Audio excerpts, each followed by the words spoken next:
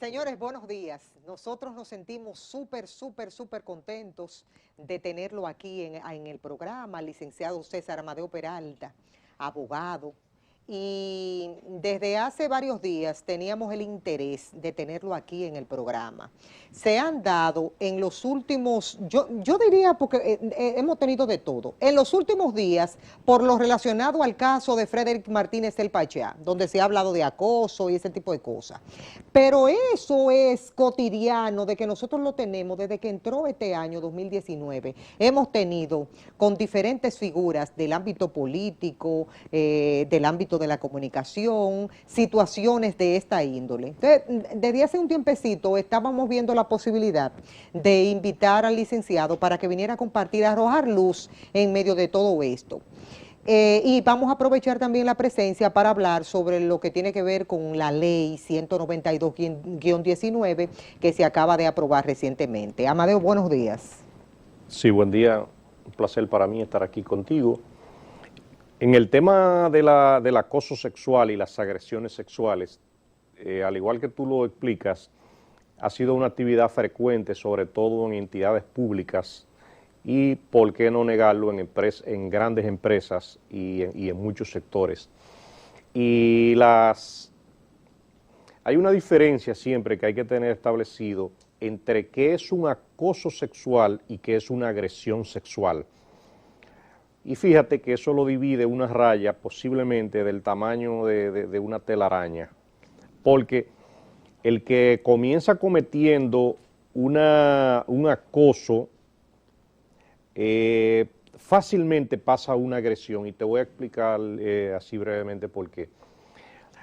Se puede tipificar un acoso sexual laboral, sobre todo cuando el jefe, valga la redundancia, de una empleada o empleado, comienza a insinuarle diversas situaciones que tienen que ver con un amorío o con el intercambio sexual. Y se comienza configurando también cuando a esa empleada el jefe le envía, por ejemplo, imágenes lascivas, imágenes sexuales, mensajes que a ella no le gustan, y básicamente el hecho de que ella se sienta incómoda con la situación es lo que puede ir constituyendo el delito del acoso. Es bueno también que la población sepa que en materia procesal penal todo lo que usted alegue debe probarlo, y el hecho de que se hagan denuncias alegres, como muchas veces han sucedido, eso simplemente se queda así, porque en el ordenamiento procesal penal el sistema de la prueba tiene una rigurosidad para ser recogida y para ser demostrada. De ahí, cuando una empleada, por ejemplo, se sienta acosada, debe recurrir a un abogado y que ese abogado le aconseje el cómo se recogen esas pruebas, que no es alegremente porque alguien lo dijo. De ahí que te puedo decir que dentro del acoso, el simple hecho de decirle algunas palabritas en el oído, ponerle la mano en la pierna, ponerle la mano en el hombro, tener algún tipo de contacto que ella se sienta incómoda, todas esas situaciones se configuran como acoso sexual. Tengo varias preguntas en esa línea, licenciado. Primero, y lo voy a hacer con caso de lo que nosotros hemos estado ventilando hoy en el programa. Tenemos, por ejemplo, el caso del coronel Piña y el caso del general Bernardo Castellano. El primero se muestra con un video sosteniendo relaciones sexuales con esta menor de edad. ¿Eso cómo se tipifica? Esas situaciones entran ya en otro ámbito, que es en el caso de la ley 136, que es el Código del Menor para la protección de niños, niñas y adolescentes. Ahí tiene un capítulo de sanciones para cuando un adulto se vincula con una menor. Ya prácticamente ahí no entra nada que tenga que ver con acoso ni agresión. Ni con agresiones. Aunque ella estuviese bajo la tutela de esa autoridad a nivel laboral. Bueno, lo que pasa es que en el ordenamiento procesal siempre se castiga el delito más grave dentro de las regulaciones que existen. Pero se toma en cuenta. se puede tomar en cuenta, pero el Código del Menor es bastante riguroso para ese tema. Fíjate que a veces, si me salgo un poquito del tema, te digo, cuando un criminal X comete una situación, por ejemplo, va a un sitio, hace un atraco, anda con una pistola ilegal, pero también mata a una persona, simplemente lo condenan por el crimen que cometió, o sea, el homicidio. Y prácticamente los jueces no toman ya en cuenta el tema del atraco para la condena, ni el tema del arma de fuego. ¿Por qué? Porque la pena por el homicidio es más grande. Con eso te quise hacer una comparación rápida de que ahí va a regir mucho el Código del Menor en el caso del general.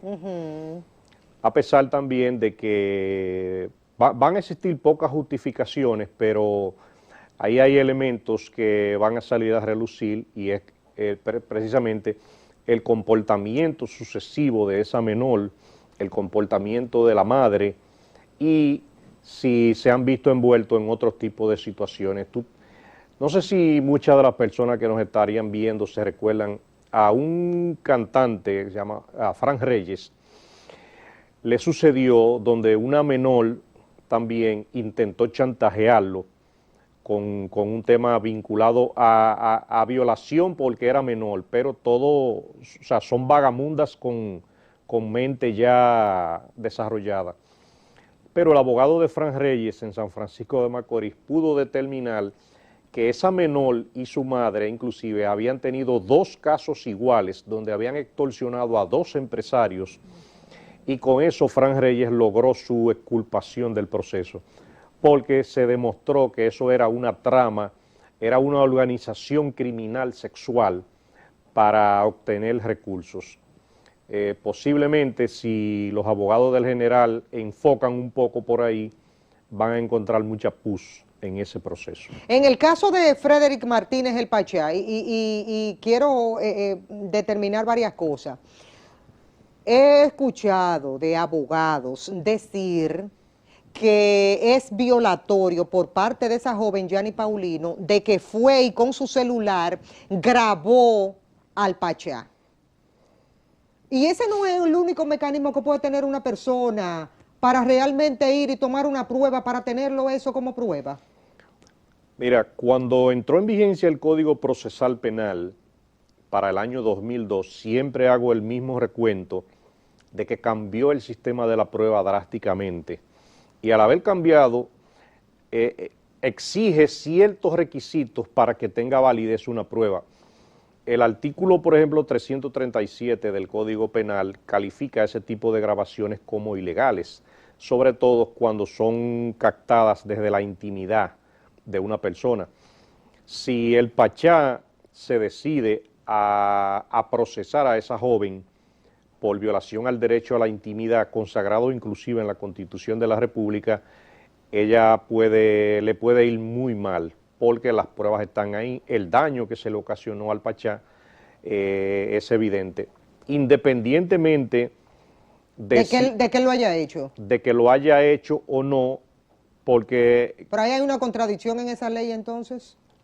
Bueno, lo que pasa es que, recuérdate, el Código Penal, yo siempre he hablado de que es un código que tiene cerca de 200 años en República Dominicana. El Código Penal actual es una traducción de los códigos napoleónicos. Fíjate que también he dicho 100 veces que por qué nuestros legisladores no han podido meterle mano ya a ese código viejo y salir de eso y actualizar el código a tiempos modernos. Pero tenemos un código penal de 200 años atrás, pero tenemos un código procesal penal un poco más novedoso del año 2002, pero entonces entra en contradicción. Por ejemplo, el hecho de que a una joven, a una mujer, la violen, por ejemplo, el sistema de la prueba, si yo te lo revelo, es devastador. Y voy a aprovechar para decírtelo. Una mujer es violada y el delincuente inclusive utiliza un preservativo. El delincuente eyacula. Y si el delincuente se llevó ese preservativo, se llevó la prueba. Y no basta con que ella diga, fulano me violó. tiene que buscar muchos elementos concordantes, precisos y más allá de toda duda razonable para decir que fulano fue. ¿Y el médico legista no puede decir y certificar que ella fue violada? Pero entonces no se va a saber por quién, porque ahí tiene que primar una especie de prueba de ADN. Sí, una prueba de ADN. Y siempre me refiero a una persona, a un violador adulto, Sí. con una persona adulta. Y son muchos casos los que han fracasado. Y si ella señala y dice, fue fulano que me violó. Es que en el ordenamiento procesal penal, que prácticamente ha venido a defender a los delincuentes, ha venido a defender a los imputados, basta con que, y lo han hecho muchas veces, con que el delincuente diga, yo ese día estaba en Samaná, yo estaba en tal sitio, y es la palabra de ella contra la del otro. Yo tuve un caso que inclusive me indignó bastante, y fue un caso con mi abuela, donde fue un atracador un sábado, entró al apartamento, tenía un turbante puesto en un ojo y la torturó psicológicamente, anduvo el apartamento, se robó todo lo que pudo. Y cuando la dejó encerrada en una habitación y cuando ella logró pararse de ahí y llamó a los familiares, dio la voz de alerta, al otro día ya el delincuente estaba apresado por la policía. Pero ¿qué pasa? Cuando a nosotros nos tocó ir a la Fiscalía del Destacamento del kilómetro 9 de la autopista Duarte, él estaba preso. Ella fue, lo vio, y cuando lo vio hasta se desmayó de la impresión porque era la misma persona. Le agarraron el cuchillo que ella dijo que él tenía, el turbante. Pero ¿qué dijo el fiscal en ese momento? Bueno, nosotros necesitamos testigos porque es lo que ustedes dicen contra lo que dice el delincuente. O sea, él dice que él no estaba ahí y no tenemos ninguna prueba. O sea, me indignó la situación de que una persona de 70 años, víctima de un delito, frente a un delincuente, frente a la justicia, el delincuente haya sido que tenga la razón. Con eso te lo adorno es básicamente para decir. Y entonces a ese delincuente lo mandaron para su casa. Bueno, lo soltaron. Yo me indigné tanto que yo recuerdo que le dije al fiscal, nosotros vamos a estar jodidos en este país, hagan lo que le dé la gana, suéltenlo y ojalá que la policía haga el trabajo y salga de él. Porque yo no sé si ese delincuente, a lo mejor producto de lo que él se roba, también se lo trae a ustedes. O sea, no es posible que a una señora de 70 años ustedes duden de la palabra de ella frente a un maldito delincuente. Pero todo eso son de las bondades del Código Procesal Penal. Y de ahí es que te digo, con el caso del Pachá, esa joven va a transitar por un camino muy tortuoso por esa situación, sobre todo cuando comiencen a adornarla de grabaciones, de chantaje, de que se le había pedido $50,000 y... Ahí voy, licenciado. Si yo y ese código me muestra realmente sus debilidades y sus cosas que tiene, es la palabra de él contra la de ella. Entonces ella podría básicamente decir, en ningún momento yo he pedido ese dinero. Aparte de que es un caso que difícilmente pueda ser sostenido en justicia, suponte que el Pachá... Aunque se le escuche la voz al Pachá, en esa grabación. Aunque se le escuche la voz, aunque se le escuche, lo que te quiero decir es que fue recogida contraria a lo que establecen las leyes. La ley establecía que ella debía hacer ¿qué cosa? Cuando una persona se siente acosada, en principio yo le recomendaría que consulte a su abogado si no sabe, para que la oriente cómo se obtienen las pruebas. Entonces, tú debes depositar una denuncia o una querella en la Fiscalía del Distrito Nacional. Pero sin tener la prueba todavía. No, porque estamos hablando de cómo tú recoges una prueba. Exacto, pero se supone que yo no puedo ir a denunciarlo porque se puede enterar la persona que yo estoy en esos mecanismos. Mira, no se va a enterar. Mira, hay diferentes casos. Yo te puedo decir, y te voy a hablar en crudo, no te hagas la loca de que tú vayas a una reunión, a una habitación conmigo, a un hotel, y que nosotros vamos a ir a una reunión. O sea, una mujer casada no se puede aparecer en la habitación de un hotel a una reunión con el Pachá, comenzando por ahí. Pero, ¿y si ella lo hizo a propósito para recoger la prueba? Entonces, si ella lo hizo a propósito, tenía que recurrir a los mecanismos legales que establece el código para que tengan validez. Y tenía que haber hecho una denuncia en la Fiscalía del Distrito. Lo primero. ¿Y segundo? La Fiscalía del Distrito le iba a solicitar al juez coordinador de los juzgados de instrucción una orden para realizar una captación magnetofónica, visual. Lo que le pasó a Pablo Ross, que se hizo ese proceso y fue grabado. Exacto. Entonces, cuando... Pero eso dura como un mes, doctor, y pico. No precisamente, depende de... Pero no te lo dan de un día para otro. Depende, te lo puede... Una orden de allanamiento, cuando hay alguna urgencia, tú le demuestras la urgencia, el juez te la pueden dar de minuto a minuto. Te la pueden dar en 1 hora, en 2 horas, en 3 horas, en 3 días. Pero yo te puedo decir que cuando el juez te da la autorización al fiscal para realizar una interceptación, por ejemplo, telefónica, o para grabar, o para ponerle un gancho a una persona marcando papeletas, todo ese tipo, eso sí es una prueba válida, y cuando a esa persona lo acusen, esa prueba la van a presentar en el tribunal que fue autorizada por el juez. Y de ahí la condena y la medida de coerción es segura. Pero el hecho de a veces de recoger pruebas así alegre, yo estoy seguro que todo el que nos está viendo no solamente está aprendiendo de cómo se pueden hacer las cosas, sino sabiendo que ese código prácticamente es así. Sí. De ahí te puedo reiterar que en ese caso que mencionaste de Pablo Ross, precisamente había inclusive una trabajadora que era miembro de la policía, se colocaron cámaras, pero todo en coordinación con la fiscalía y el juez. Y ahí las evidencias la encontraron. Sería una pena, para cerrar ese primer bloque, sería una pena que si fue veraz que ocurrió eso, ese desliz por parte del Pachá, no importa que sea el Pachá, quien sea, no importa el que sea, Claro. Salga riéndose por ahí después de haber cometido el hecho. Sería una barbaridad.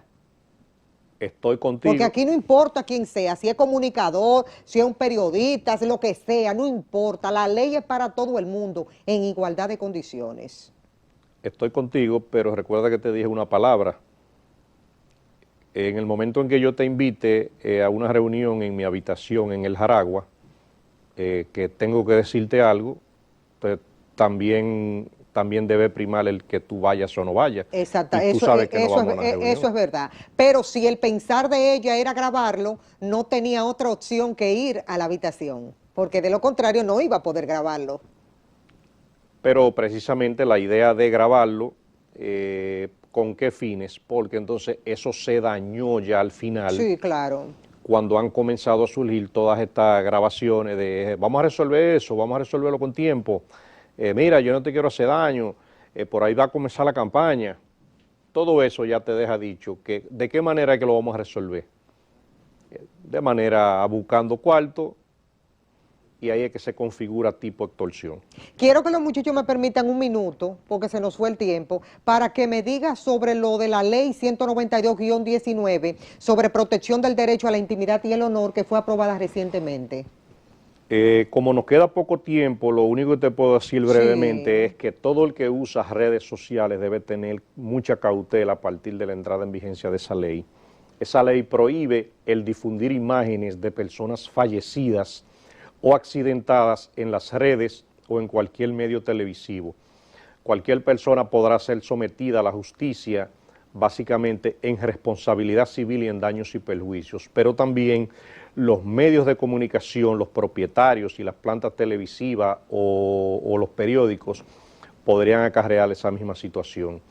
Pero esa ley también es un poco amplia y a la vez establece la prohibición a difundir imágenes de personas ya fallecidas con fines publicitarios. De hecho, me he estado preguntando qué irán a hacer los partidos políticos, como por ejemplo el PRD, que tiene una imagen de José Francisco Peña Gómez en la puerta, en el local, con fines publicitarios. Qué irá a hacer también el Partido Reformista con una de Balaguer, el PLD con la de Juan Bosch. y tendrán ahora mismo que granjearse una autorización especial por parte de los familiares que inclusive establece el orden de quienes tienen calidad y precedencia para dar esa autorización para poder utilizar esa imagen. Está prohibido también utilizar la voz de una persona fallecida para fines publicitarios. Yo recuerdo a nivel político de algunos candidatos que utilizaban discursos de Joaquín Balaguer. El de Peña Gómez fue muy utilizado cuando él utilizó la frase aquella del perdono a todos aquellos que me hicieron daño. Exacto, tendrán que tener una autorización primero de su esposa, después de sus hijos o de sus hermanos. Esa ley también establece disposiciones, estoy pensando rápido. De hecho, también quiero recordarle a algunos medios de comunicación que tanto esta ley como el Código del Menor hacen mucho hincapié con la difusión de imágenes de menores de edad, sobre todo en estado vulnerable. Y a veces cuando uno liga el que difunden la imagen de un fallecido en un féretro, muchas veces yo he visto la imagen de los hijos o de otros niños cerca del féretro en una expresión de dolor. Todo eso lo prohíbe esa ley. Y de ahí que... ¿A partir de cuándo entra en vigencia, licenciado? Esa ley entró en vigencia la semana pasada. La semana pasada, es decir, que ya está activa todo esto. Exacto. Y fíjate que viendo la prensa, creo que el viernes o el sábado, me di cuenta que ahí habían elementos violatorios a esa propia ley que aún no han sido Bueno, puestos en la marcha. misma foto de la menor con el caso del general y el coronel. Ella tiene 17 años y eso ha circulado por todas partes. Las gracias por venir a compartir con nosotros. Tenemos que hacer una segunda parte de esto. De todos modos, esta noche vamos a estar ampliando un poquitito más en el programa La Verdad de los Hechos sobre todo esto expuesto por el licenciado Amadeo Peralta. Cuídense mucho, feliz día y nos vemos mañana.